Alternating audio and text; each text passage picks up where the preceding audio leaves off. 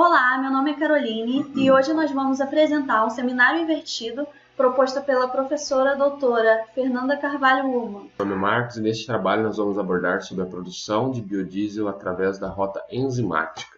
Meu nome é Bruno, nós somos alunos do Instituto Federal do Estado de São Paulo e fazemos tecnologia em biocombustíveis. Até o presente momento, o biodiesel é o único combustível alternativo que pode ser utilizado diretamente nos motores a diesel já existentes, por ter propriedades físicas e químicas semelhantes ao combustível fóssil, no caso o diesel.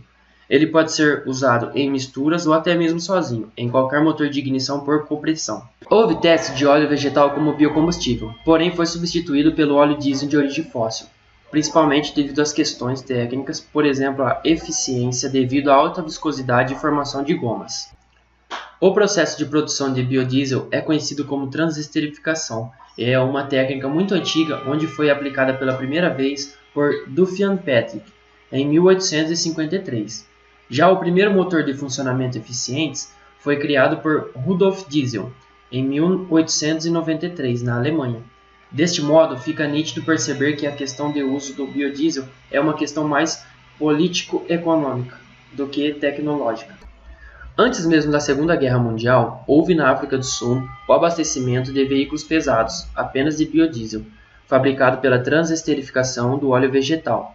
Já no Brasil, o início foi na década de 60 e mais voltado à economia na década de 90. Desde então vem aumentando em ritmo acelerado. Com a implantação da PNPB, Programa Nacional de Produção e Uso de Biodiesel, o governo instituiu marcos regulatórios que visavam a adição de biodiesel no diesel fóssil. Sabe-se que esse programa está hoje atuando na escala dos 8% obrigatório de adição no biodiesel no diesel e pretende chegar a uma visão otimista até 20% em 2020. A produção do biodiesel através da transesterificação pode ser conduzida de modo químico ou enzimático. Nesse trabalho, iremos focar a produção pelo modelo enzimático. Esta que, apesar de não ser a rota tradicional industrial para a produção do biodiesel, ela pode trazer certos benefícios. No processo, o glicerol pode facilmente ser recuperado e a enzima reutilizada. Apesar das vantagens, existem obstáculos que impedem o uso comercial da transesterificação enzimática, que se resume basicamente no custo da lipase, a possível desnaturação da enzima pelo álcool e o longo tempo de reação. Trataremos aqui sobre as enzimas que estão sendo testadas e ou utilizadas para a produção deste biocombustível e falaremos também sobre os gargalos econômicos e técnicos que precisam ser vencidos. O biodiesel no mundo. Em 2010, os 5 maiores produtores de biodiesel foram Alemanha, Brasil, Argentina, França e Estados Unidos. O mundo produz hoje muito menos biodiesel do que etanol, ao contrário do álcool, cuja produção está concentrada no Brasil e nos Estados Unidos. A fabricação de biodiesel está distribuída por diversos países pelo mundo, com legislação própria e estratégia comercial definida em cada um deles. Essa proliferação pelos continentes facilita a entrada do produto na lista de commodities mundiais, favorecendo o desenvolvimento de seu mercado em uma escala global. Com a rápida evolução do seu programa de biodiesel, o Brasil está bem posicionado no cenário mundial. O país obrigou por lei o uso de 2% do produto no diesel em 2008 e sempre elevou os percentuais mínimos antes do que se imaginava, alcançando o posto de 4º maior produtor do mundo ao final do primeiro ano de obrigatoriedade. O bloco econômico com o maior parque industrial e tecnológico desse combustível verde é justamente a União Europeia, onde se encontram alguns dos maiores programas de biodiesel do mundo. Além da obrigatoriedade de uso, há uma política fiscal agressiva, com incentivos fiscais e taxação pesada dos derivados de petróleo. A Alemanha é quem mais se destaca. Maior produtor mundial de biodiesel, com 3,1 bilhões de litros em 2008, o país também é grande consumidor. Para dar conta da demanda, utilizam canola ou colza, plantadas em grande escala para nitrogenar o solo para a agricultura. Depois de colhido, o material vira farelo para a alimentação animal e o seu óleo é destinado à produção de diesel vegetal. Com 1,1 milhão de hectares destinados à plantação de oleaginosas, os alemães precisam importar combustível dos países vizinhos. Recentemente, a maior mudança no programa foi a redução dos subsídios agrícolas. O programa já teve taxação zero, mas gradualmente os incentivos estão sendo reduzidos, o que vem tornando o combustível um pouco menos popular. Outro país com grande produção de biodiesel é a França. Os franceses também contam com incentivos fiscais, que vêm sendo reduzidos. Atualmente, 900 mil hectares de solo francês são destinados ao girassol e à couza, as matérias-primas mais usadas no país para a produção de biodiesel. A Itália foi um dos pioneiros da introdução do biodiesel no continente. Nos Estados Unidos, que há anos busca a redução de sua dependência de importação de petróleo e derivados, o biodiesel surge como uma alternativa importante. Apesar disso, o país nunca estabeleceu um percentual mínimo de mistura ao diesel. Alguns estados adotaram leis que obrigam o uso do biodiesel em percentuais ainda reduzidos. Na América do Sul, o Brasil, a Argentina e a Colômbia estabeleceram percentuais mínimos de adição de biodiesel. Na Colômbia, o plano é plantar 2 milhões de hectares de dendê até 2020. Na Argentina, os investimentos recentes aumentaram rapidamente a capacidade de produção, mas o mercado interno ainda não é o alvo do país, que se concentra em exportar o combustível produzido. A transesterificação metílica de óleos vegetais em meio alcalino homogêneo é o processo mais comum de produção do biodiesel.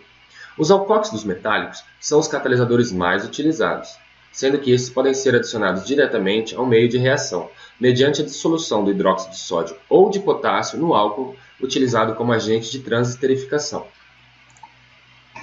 Embora a produção de biodiesel industrial seja feita através da catálise alcalina, esta possui diversos problemas, como o alto consumo de energia, a difícil recuperação do glicerol e a solubilidade do catalisador, que gera uma difícil remoção dele, necessitando de muita água de lavagem durante os passos de purificação, algo que acarreta em significativos impactos ao meio ambiente. Além disso, os óleos que apresentam pequena quantidade de ácidos graxos livres, como os provenientes de fritura, costumam ter a formação de sabões devido à reação de saponificação. Catálise enzimática. O interesse industrial por tecnologias enzimáticas vem aumentando gradativamente. As enzimas são catalisadores biológicos de altíssima eficiência catalítica, em geral, muito maior do que catalisadores sintéticos, pois têm alto grau de especificidade por seus substratos. Aceleram reações químicas específicas e, em alguns casos, podem funcionar tanto em soluções aquosas quanto em solventes orgânicos. A transesterificação, utilizando lipases, tem potencial para superar a catálise alcalina. As lipases não formam sabões e podem esterificar os ácidos graxos livres. O glicerol pode ser recuperado, o consumo de energia mais baixo, há uma imensa redução na quantidade de efluentes e as enzimas podem ser reutilizadas. A catálise enzimática apresenta diversas vantagens em relação à alcalina, porém, industrialmente, não vem sendo adotada por necessitar de tecnologias para que se torne viável. O principal problema é a falta de viabilidade econômica ao alto custo do biocatalisador. A reutilização do catalisador necessita da imobilização das enzimas. Para esta imobilização ser feita, demanda um alto investimento em estudos na área. Um dos principais problemas encontrados nessa metodologia é a desnaturação da enzima causada pelo álcool. Também seria ideal o desenvolvimento através da engenharia genética de lipases específicas para a produção de biodiesel. A Embrapa Agroenergia, empresa de nossa região, está realizando pesquisas na produção de biodiesel por rotas enzimáticas. Devemos frisar que a produção de biodiesel por rotas enzimáticas é considerada um processo ambientalmente correto, uma vez que este elimina o uso indiscriminado da água de lavagem quando comparado à rota alcalina. Em tempos onde a sustentabilidade está sendo muito discutida, é importante levarmos em consideração isto. Os impactos ambientais precisam também ser contabilizados nos cálculos para a comparação de custos entre os processos de produção de biodiesel por catálise química e enzimática. Lipases. Tem-se que as enzimas a serem utilizadas podem ser tanto intra- como extracelular. A primeira apresenta custos menores, uma vez que não se faz necessário a separação da enzima da célula propriamente dita. Já a primeira apresenta uma eficiência um pouco prejudicada, sendo esse seu obstáculo. Dentre os estudos realizados, utilizando diversas lipases, sabe-se que existe uma certa variedade de suportes, a exemplo resinas, géis e polímeros. Sabe-se também que as enzimas imobilizadas apresentam vantagens em relação às enzimas livres, uma vez que se tornam muito mais fáceis de serem reutilizadas. O fato do biocatalisador ser imobilizado aumenta o seu custo. Porém, estudos mostram que o custo de produção de 1 tonelada de biodiesel com o uso de uma enzima imobilizada chega a ser 300% menor que o de uma enzima livre. Solventes. A catálise enzimática vem sendo testada com o uso de solventes orgânicos, uma vez que esses aumentam a solubilidade do triaglicerol, do álcool, diminuem a viscosidade do meio reacional e ainda assim evitam a desnaturação da enzima. A escolha do solvente geralmente acaba resultando em um solvente hidrofóbico, em que os substratos sejam solúveis e a enzima ativa, uma vez que os solventes hidrofílicos acabam com a desnaturação das enzimas. O ideal seria o não uso de solventes, uma vez que a concentração do substrato para a enzima seria aumentado, deste modo tornando a reação mais eficiente. Porém, o não uso de solventes acarreta na desnaturação das enzimas, tornando assim mais necessária, ainda já citada, estudo em engenharia genética para a produção de novas lipases que sejam estáveis na presença do álcool. Influência da quantidade de água. Para as enzimas exercerem suas funções, é necessário ao menos uma certa quantidade de água, que permitirá o seu dobramento na sua estrutura tridimensional nativa. Deste modo, uma redução de água no meio pode acarretar na redução de atividade enzimática. Porém, altos níveis de água na mistura podem causar uma mudança no equilíbrio, gerando a hidrólise do éster. O estudo das lipases mostra que estas necessitam de pouca água, tornando-as ideais nessas circunstâncias de produção. Efeitos do glicerol. O glicerol é um grande inimigo nesse tipo de processo, uma vez que ele se agrega às enzimas criando uma camada que impede que elas fiquem ativas, muitas vezes agregando o álcool junto a si, diminuindo assim a quantidade do substrato também. Estas são algumas empresas envolvidas no desenvolvimento desta tecnologia. Bom, no geral é isso, é o trabalho com as informações que conseguimos coletar sobre a produção de biodiesel através do método enzimático utilizado na transesterificação. Deixamos um vídeo em seguida de um senhor, um professor, explicando sobre cinética enzimática de um modo que acreditamos que seja melhor do que nós conseguiríamos explicar. O livro que nos foi dado para a confecção desse seminário invertido foi o livro Micro-organismos na produção de biocombustíveis líquidos.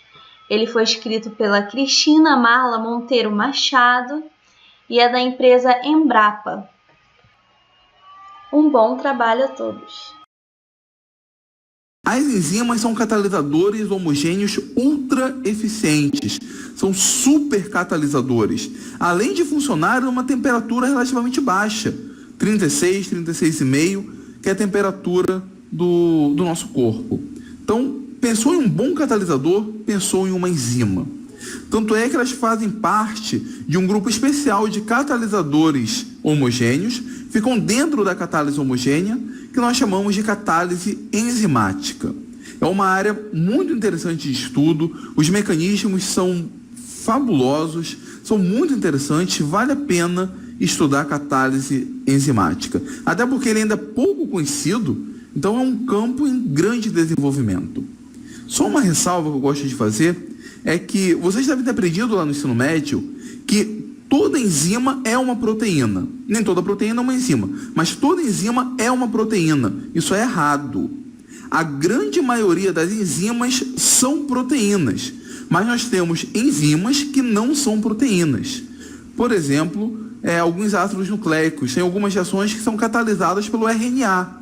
Então, as moléculas de RNA estão agindo como enzimas. É apenas um detalhe para você não achar que toda enzima, de fato, é uma proteína. Não, não necessariamente. Mas como funcionam os mecanismos de uma catálise enzimática? Bom, já adianto que não são muito simples, mas nós temos um mecanismo geral que engloba boa parte dessas reações. Eu considero que eu tenho uma determinada enzima e o reagente o qual ela vai trabalhar para gerar o produto nós chamamos de substrato.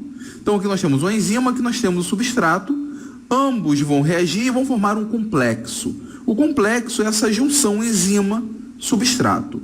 Notem aqui que eu coloquei uma figura geométrica que encaixa perfeitamente nesse espaço da enzima, porque a enzima e seu substrato interagem muito bem por causa de parâmetros estruturais.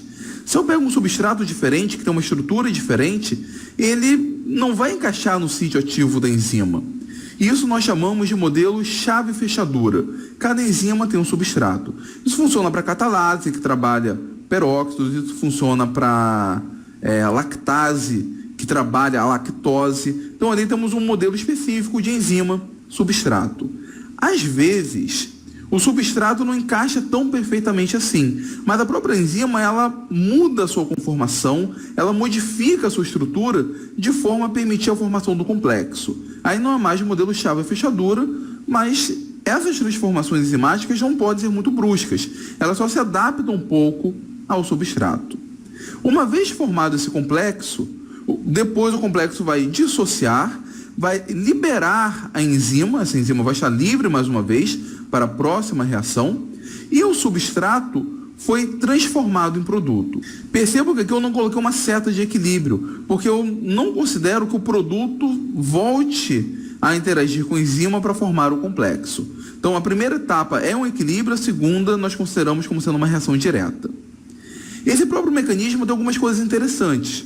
Por exemplo, se eu for pensar em termos de velocidade da reação, em função da concentração do substrato. Lembra lá que quanto maior a concentração do reagente, nesse caso o substrato, maior a velocidade da reação? Na maioria das vezes sim, não uma reação de ordem zero. Nós já vimos isso. O perfil de uma curva padrão para uma reação catalisada por uma enzima é essa. Até um determinado momento, nós temos o aumento da velocidade da reação em função da concentração do substrato. Dobro a concentração do substrato, dobro a velocidade da reação. Triplico a concentração do substrato, triplico a velocidade da reação. Mas vai chegar um determinado momento em que isso acaba. Eu posso aumentar a concentração do substrato, que a velocidade da reação não aumenta, ela fica constante. Eu digo que nesse primeiro momento ela tem um comportamento muito parecido como uma reação de ordem 1. Eu dobro o reagente e dobro a velocidade. Triplico o reagente e triplico a velocidade. Por que acontece isso? No meio reacional eu tenho várias enzimas livres, eu forneço para elas substratos. Os substratos então interagem com a enzima, formam o complexo, ocorre a reação. Se enquanto eu tiver enzima livre, posso colocar mais substrato que a reação vai ocorrer. No entanto, chega um determinado ponto que todas as enzimas não estão mais livres, elas estão agregadas na forma de complexo. E aí não adianta, eu posso aumentar a concentração de substrato, ele vai ter que ficar na fila. Ele vai ter que esperar uma enzima ficar livre para então reagir com ela. É o velho exemplo lá de você querer pegar a areia que está no muro da sua casa, em frente à sua casa, um caminhão de areia, e passar para dentro de casa. E você tem à sua disposição 3 carrinhos de mão. Enquanto você estiver sozinho, a velocidade de transporte depende apenas de você. Caso você chame um amigo seu, a velocidade vai dobrar. Caso eu chame um terceiro amigo, a velocidade de transporte vai triplicar. São 3 pessoas transportando areia. Mas quando chegar o quarto, o quinto, o sexto amigo, não vai aumentar a velocidade, porque não tem carrinho de mão para ele. Então, a velocidade da reação depende, nesse ponto aqui, da disponibilidade de enzimas livres.